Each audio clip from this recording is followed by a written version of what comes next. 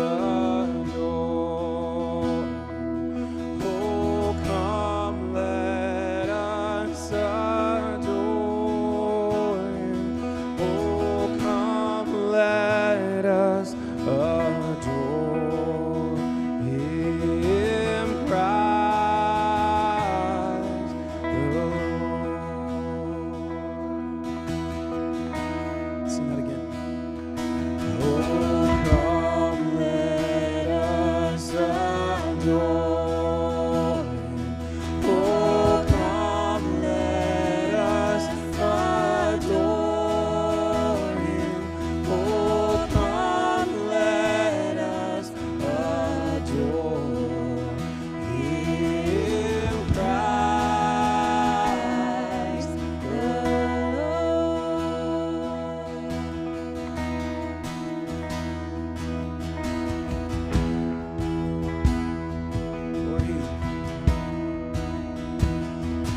For He alone is worthy.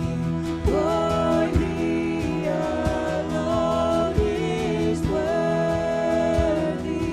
For He alone is worthy. Christ the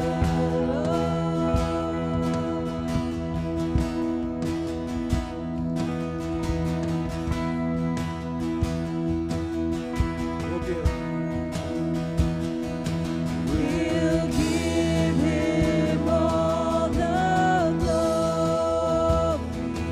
We'll give Him all the glory. We'll give Him all the glory.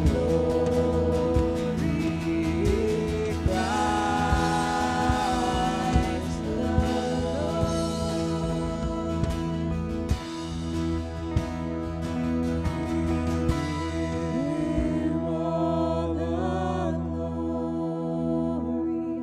We'll give Him all the glory. We'll give Him all the glory. Christ the Lord. Unto us a child is born, unto all of us, unto the widow, unto the homeless, the addict, the AIDS patient, unto us the football captain and the drag queen, unto us the politician, the factory blue collar, us the single mother, the crack baby, and unto us the affluent suburbanite, unto us the goth, the hippie, the rocker, the alternative and underground, unto us in Hollywood and on Madison Avenue, and unto all of us in between, unto us in the gutters of Calcutta, unto the Muslim and the Jew, the Buddhist, the Krishna and the Hindu, unto us the fatherless, unto the heavenly fatherless. For unto us a child is born, a son is given, and a secret revolution begun. This is what the prophets had been preparing for. They said His name would be most beautiful wisdom, the highest of heaven's secrets. His name would be the God who continually bends over backwards for you, the God who gets down on His hands and knees, the God who would become silly and misunderstood, the God who would be mocked, the God whose name would be taken in vain. He would be called the God of underdogs, the God of the powerless and unspiritual, the God of those who cannot pray or fast. And there would be no end to Him and His underdog weaklings or their secret.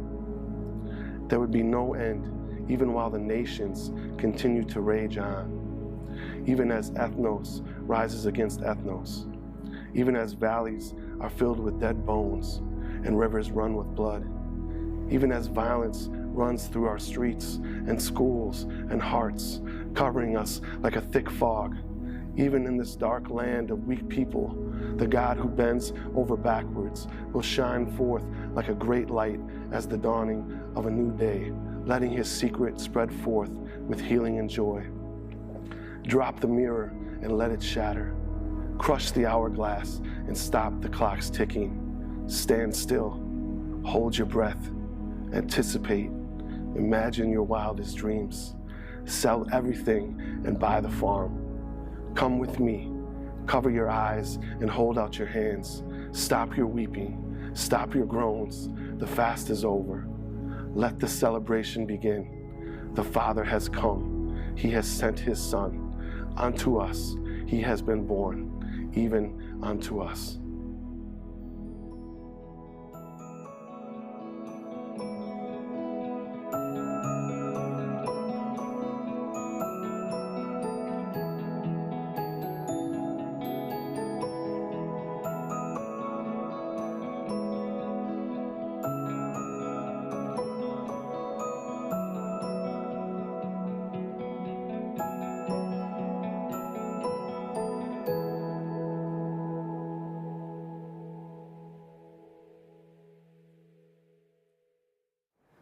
Christmas time is here, and the songs and the lyrics to those songs make us feel a certain kind of way, don't they?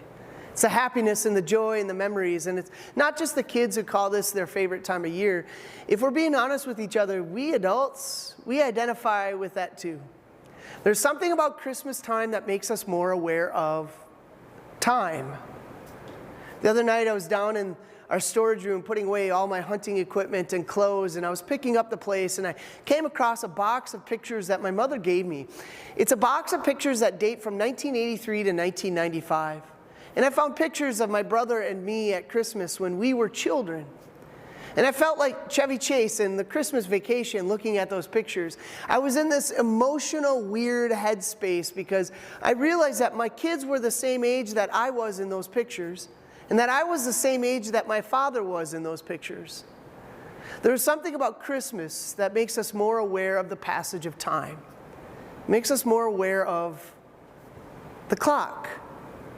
The clock has often been used as an illustration for God, faith, and how God may work in our life.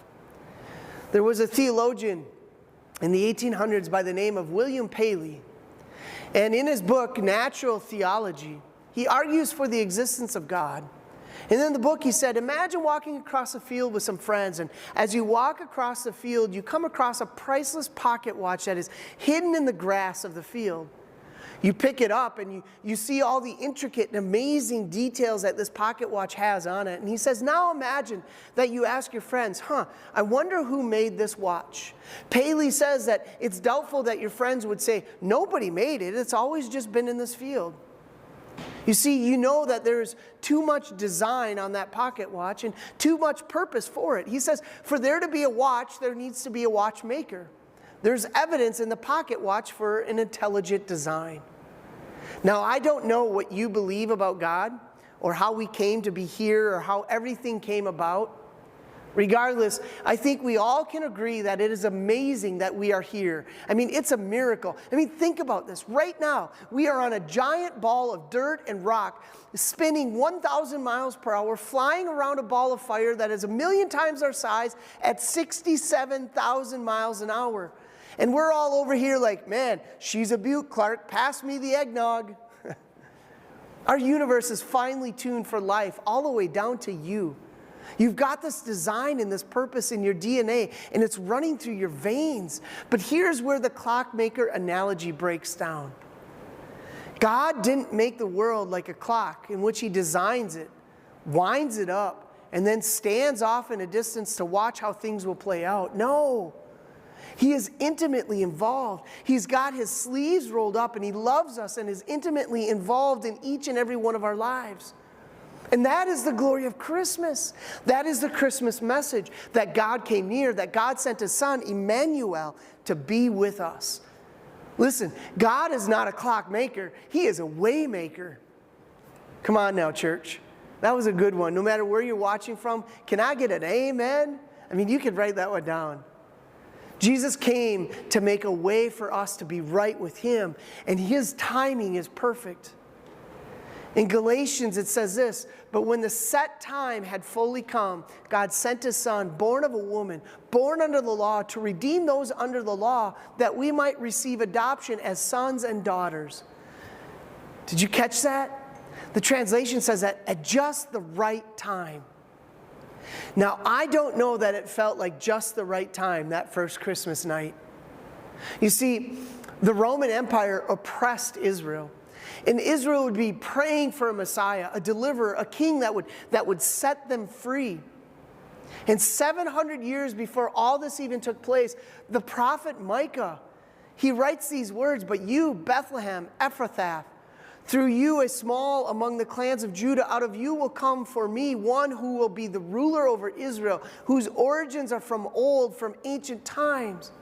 He says that the Messiah will be born in Bethlehem, the city of David, the city where King David was born. Now here's the crazy thing. Mary and Joseph had no business being in Bethlehem for Jesus' birth, except that Roman Emperor Caesar Augustus called for a census, which meant that Joseph would have to go back to his hometown. And where's his hometown? It's in Bethlehem. So it just so happens that they are in Bethlehem, just in time for Mary's due date because of a census. Now they get to Bethlehem late at night and the town is packed and Mary is having contractions and they have nowhere to stay. Every hotel has the no vacancy neon light flashing in the window. So Mary ends up giving birth to Jesus, the Messiah, in a cave surrounded by animals. She wraps him in clothes and places him in a manger, a feeding trough. Jesus was born in Bethlehem at just the right time. Now, at the same time, there are some shepherds, and they're in the fields where they should be tending to their sheep. And an angel comes to them and says, "It's going to be a sign for you. You're going to Bethlehem, and there you'll find the Messiah, a baby, wrapped in bands of cloth and lying in a manger." Now, who puts the Messiah in a manger in Bethlehem? Well, it's like finding a precious pocket watch in the middle of a field. And the shepherds get there at just the right time.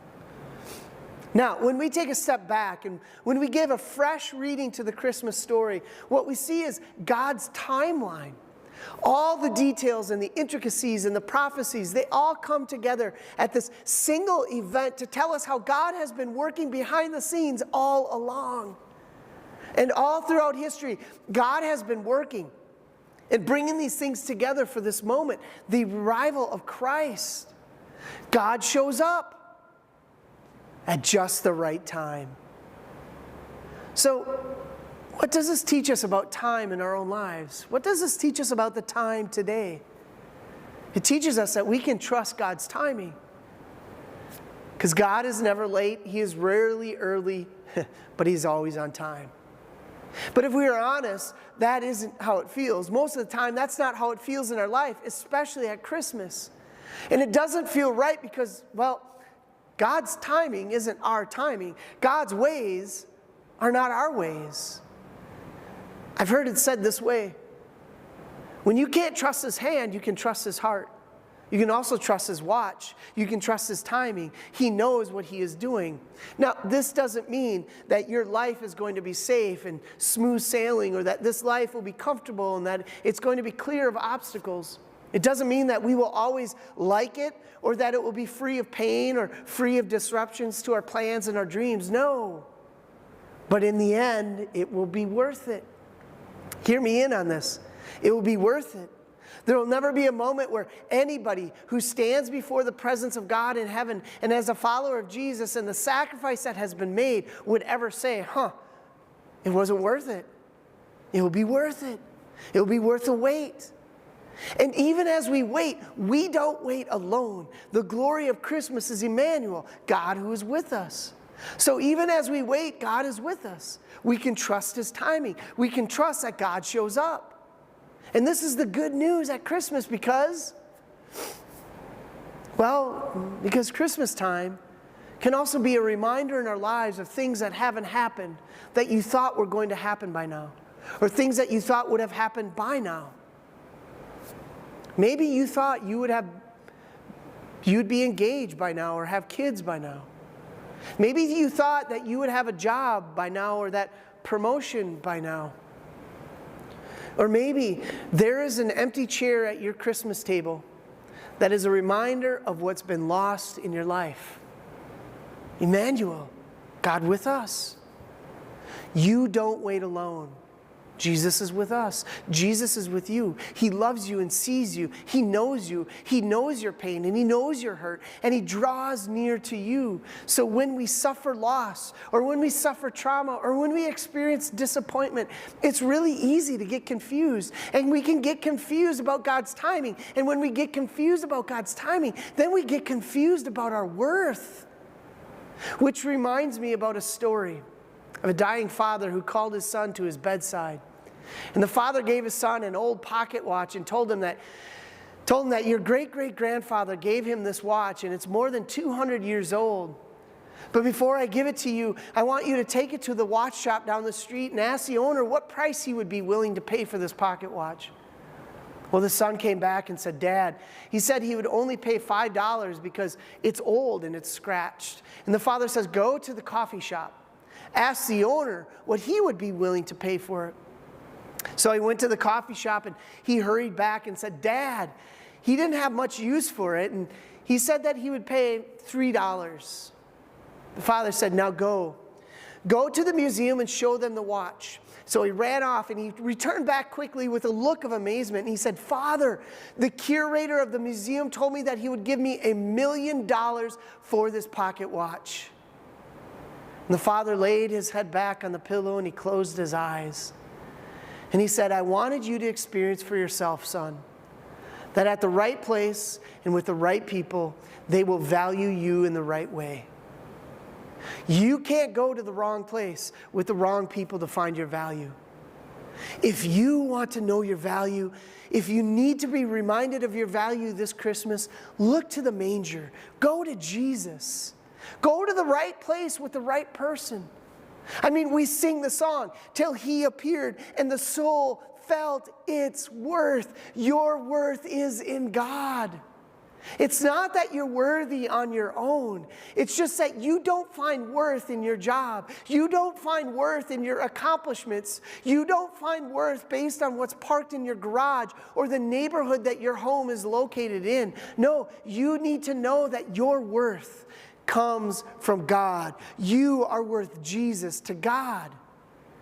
You are worth God sending His Son to find your value. To find your value, look to the manger. But don't stop there. Look to the cross. Romans chapter 5 says, you see, at just the right time, when we were still powerless, Christ died for the ungodly. Very rarely anyone died for the righteous person, though for a good person, someone might possibly dare to die, but God demonstrated His own love for us in this, that while we were sinners, Christ died for us. Did you see that? At just the right time. Jesus was born at just the right time. He went to the cross at just the right time. And you are hearing this message at just the right time. God's timing is perfect. And listen, we demonstrate the things that we value in this life by the sacrifices that we're willing to make for them. So if someone says that they love you and they never sacrifice anything for you, you have every reason to question. But on the other hand, the one who gave his life for you tells you that he loves you by laying his life down and by making that sacrifice so that you can be forgiven, redeemed, and restored, so that you can have a new heart and in the end, be at peace with God. So that you can be the child of the living God. And maybe you've been scrambling and running to all the wrong places and all the wrong people to find your worth, and it has left you empty and feeling less than enough. Today I want you to go to the right place and the right person to find your value. Look to Jesus. He is worthy of your life, and He alone is worthy of your love and worthy of your trust. The Bible has this phrase, today is the day of salvation. So just tell Him it's the right time, because, well, we don't know how many days we will get. It's the right time. In fact, you can offer up a prayer to God. You can pray, Jesus, I give my life up to you. I place my faith and my trust and my hope in you. I receive forgiveness in my life and a new heart within. If you pray a prayer like that, it's the most important prayer you'll ever pray. See, Christmas is a time for a lot of things, but I can't imagine a better time for finding your value and finding your worth in God's Son, Emmanuel. There's not anything more priceless than that. That is why we celebrate today. It's why we celebrate by coming to the table to feast on the promise, and why we celebrate with the lighting of the candles, because the light of the world is here, and we celebrate our Savior's birth. Merry Christmas. Go on and scream it from the mountains. Go on and tell it to the masses. He is God.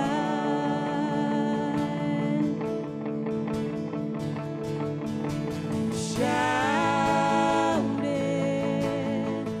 Go on and scream it from the mountains. Go on and tell it to the masses.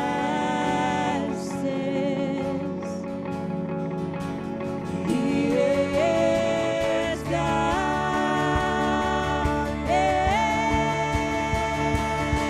And we will sing out hallelujah, and we will cry out hallelujah, and we will sing out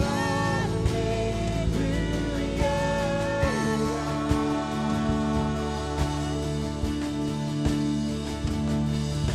Shout, go on and scream it from the mountains. Go on and tell it to the masses. He is God. One more time, just our voices, shout it.